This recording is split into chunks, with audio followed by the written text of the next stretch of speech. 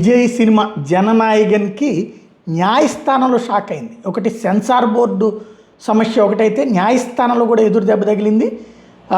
ఏదైతే U/A certificate అంటే అందరికీ పనికొచ్చేటటువంటి సర్టిఫికెట్ ఇవ్వాలి, ఎవరైనా చూడొచ్చు అనేటటువంటి దానికి censor board Madras high court single bench ఆదేశాలు జారీ చేసే నేపథ్యంలో కోర్టు ఒత్తులతో విజయ్ అభిమానులతో సహా చిత్ర బృందం ఊపిరి పీల్చుకుంది. కానీ ఆనందం ఎంతోసేపు నిలవలేదు. సింగిల్ బెంచ్ ఇచ్చిన తీర్పుని సవాల్ చేస్తూ CBFC మద్రాస్ హైకోర్టు డివిజన్ బెంచ్ని ఆశ్రయించింది. కేసు విచారణకు స్వీకరించిన న్యాయస్థానం సెన్సార్ సర్టిఫికేట్ జారీ మీద తాత్కాలిక స్టే ఇచ్చింది.